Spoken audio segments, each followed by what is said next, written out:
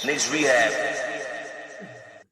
KNICKS Rehab, y'all. Funny, these people be pulling up these videos, and boy, do they be on point. Yeah, you're a very good team. Great team. You are. I can guard you a little bit.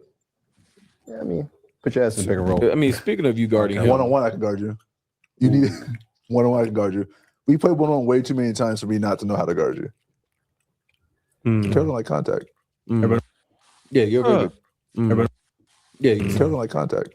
Kevin don't like contact. Josh Hart's face. The kid don't like contact. They knew that shit before he got to the Knicks. That's before he got to the Knicks. They up there exposing themselves to the world. Talking about their flaws to the world. Okay. And there's another thing. Shout out to Papa Left. He be on Twitter going crazy. I think he has a YouTube channel now. He's doing this thing. But he made a great point. He always makes great points. Jesus Christ. Straight flames, Mikal Bridges. I'm flaming your ass today. Knicks fans, here's some of the defensive talent teams match up on Mikal Bridges in order to put their best wing defender on Jalen Brunson. And I never thought of this. You know Dyson Daniels, all these guys be guarding Brunson. Well, guess who's left on to guard Mikal Bridges?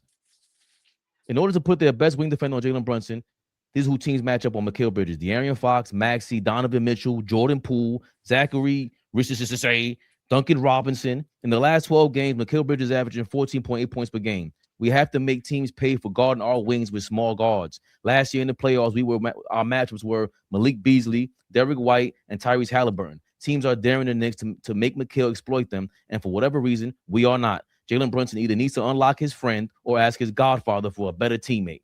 And that's all we're talking about. And he went right to the front office, like you said, All Ball. You knew this before we got him. The only reason why Dante is gone is because we got him. Pretty much. You couldn't get him and then trade Dante with Julius Randle. Wouldn't have happened, not in my opinion. So again, you don't want to bring the ball up, and you're getting a weaker defender than Brunson. You don't like contact. He just said that. Your man just said that. He talking about playing one-on-one with you in regular practice. He called you regular weed. Just think of smart coaches, and they see that clip, right? That's my point. These niggas play too much. You niggas is idiots. That's added to film study now. They added that. The video coordinator took that and said, here, coach, add that to film study. Because nowadays, niggas are just going to go on podcasts and tell them themselves. The niggas that's currently playing, they just going to sit down, tell them themselves. We just add that to the scouting report. And niggas are writing scouting reports for coaches now. Niggas don't even got to coach no more. They ain't even got to send nobody out there to do a job. These niggas are going to talk about it. Okay, that's what Bridges doesn't like contact. Okay, we're going to fuck him up. Okay, Brunson doesn't like bigger guards on him. Okay, we're just going to send a bigger guard on him and be physical with him. Like, they just sitting around powwowing on camera, putting it out to the world on where our individual flaws are.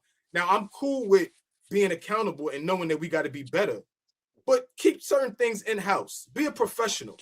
We don't got to gift wrap that Mikal Bridges, because everybody's going to do the work. Big shout out to that guy that put out that tweet. That's work. That's not some like minuscule tweet, oh, happy Sunday. Nah, that's actually sitting down and doing the work. And when you putting stuff out there like that for people to like go back to and list off and research and put together, you're not doing your job, bro. We started this thing after 20 games saying that you were the most consistent Knick on the basketball court. And now you just a guy. What is my man? Big shout out to Steve Smith. He be calling niggas Jags. Just a guy. Like, Yo. You know what I'm saying? Like, that's the guy you don't want. He gonna fight a 7-footer. Shout out to Steve Smith. He with the smoke. He with whatever. But that's the type of fight we need on this team. If we had that type of fight from everybody on the roster, on nights that we not hitting shots, on nights that we not playing great defense, on nights that, you know, things are not going well, if we could always rely on being tough and playing deep, like that's the making of a good team. Right now, when things don't go well on offense, we shrink, and you know, it's evident. Ball, do you think even if we had a guy like that, Bridges is following suit? Guy like who? Like Steve Smith. I mean, I know he plays football, but you got other guys Dylan Brooks. Would Mikal Bridges follow suit and be physical like a Dylan Brooks? he probably won't have a choice because they're not going to allow him to not be physical. Hmm. You definitely need a guy like that. But let me ask y'all a question. Right?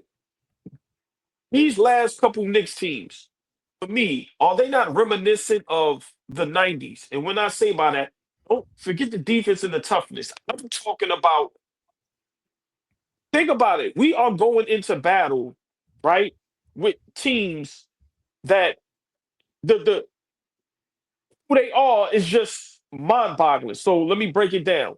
Think about when we was going up against the Chicago Bulls, right?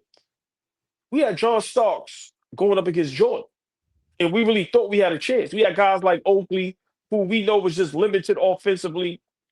If we was to meet OKC, we are going up with Bridges, a la John Starks, up against SGA, who's like a Michael Jordan. I'm saying, when are we going to get the right talent to compete these wars? We are going to wars.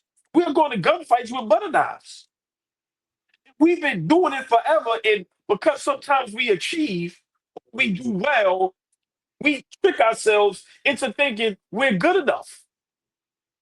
Like I'm being for real. Like in the 90s, we really thought we were going to win a championship. Now, were we close? Yes. When you look at even when we went up against Houston, team is, we know that is. But when you look at the role players for Houston, look at who we had to go up against that. The same thing over again with these front offices. Go get the right fucking talent. If we go against Denver in the finals, who's on Jamal Murray? Mikal Bridges? We have to start about this shit. So for me, I'm just over blaming Cat and Brunson and everybody. Yeah, they definitely deserve blame.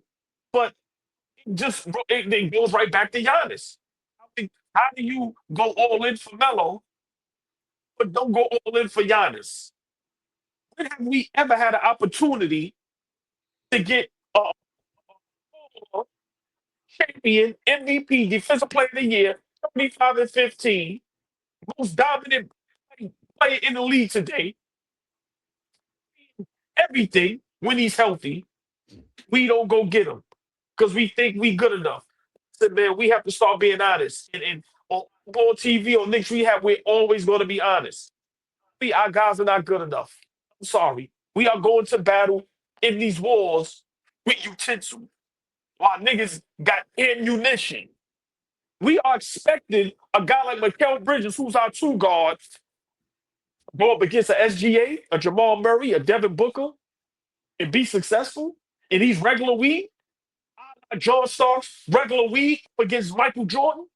And we really sitting there going, yeah, we got this shit. No, we don't. No, we don't.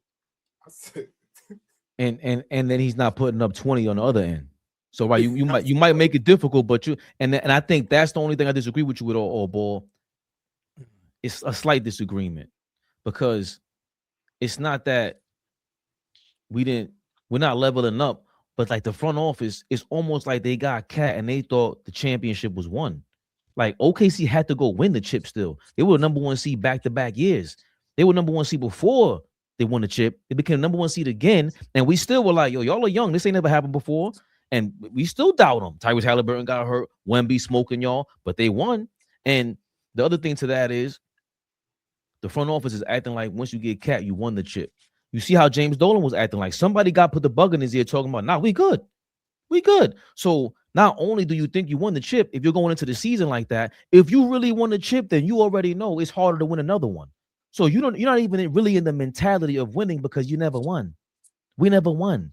And we know you have to, in order to have that, play with that target on your back, it's a different level. Again, I think Brunson you have to be confrontational with Cat at this point. And Cat has to be confrontational with Brunson. I want the ball or whatever it is. It has to be anger. Y'all got to be pissed more than us. It was way too content, and the championship expectations were too high for a team that we said, I don't know if you play defense like that and win a championship, Fleet. This is ridiculous. I mean, well, you don't. Like, I mean, certain guys like numbers. I threw a stat at OG earlier. You had jumped off for a second, but just historically, the teams that win championships, especially the championship contending teams. You said the 40-game thing, right? Yeah, the 40-game mark. They usually win 20. When that 40-game mark hits, their record is at 27-13. Like it's like to the T with every championship team. Go back and I didn't believe it. You said that last year. Yeah, I didn't believe it, but I'm like, I go back and look, and it's there. It's there. It's literally, you could literally count it up, and it's there for teams going back almost 30 years. So I guess it's a good, marker to look at. And if the Knicks are going to do it, they'd be the first team to do it in NBA history, which, I mean, we've seen crazier shit happen in this league. I'm just looking at this team, man, and we don't look together. We don't look together. Can I make a point? This is what great teams do. You have the Chicago Bulls, right? I'm going to just give you 2-3 examples. You have the Chicago Bulls, Michael Jordan, all them guys, great. No matter how many championships they won, they did what Fleet always said. They upgraded the roster, right? You got the GOAT and still have to upgrade the roster. All that. When we go against the Barclays and the Carmelones, the power forwards, they give us problems. So you know what we're going to do? Hey, go get Dennis Rodman. You know what Shaq and the Lakers did? We go get Big Shot Bob. Go get some of these. My point is, look what OKC did. Steve going to be available. Go get him. You cannot be the front office and look over at the West and go confidently.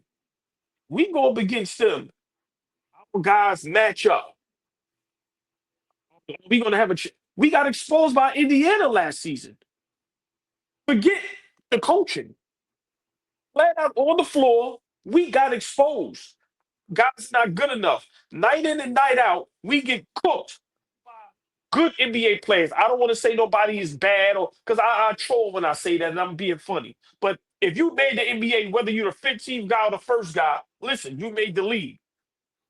Night in and night out, we get cooked by the average NBA player. It don't even have to be the super duper star. Where does the front office going to get the correct talent? It's out there.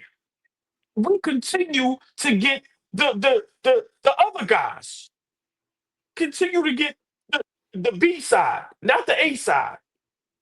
This has been going on for 30, 40 years. We get the one guy, the Patrick Ewing. We get the one guy, the Carmelo. We get the one guy now, the Jalen Brunson, and we think, okay, that's enough. And then everybody else is regular, degular weed. No. Start getting the right talent. Like, come on, man. Enough is enough, man.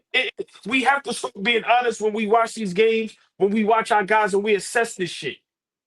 Guys are not good enough. I'm sorry. That's just a fact. Eyes on the prize, baby Bubba. That's code CLNS to get $50 in lineups after you play your first $5 lineup. Prize picks. It's good to be right. Oh, boy, TV. They scared, but I'm not. They don't like comentario. Y suscribe.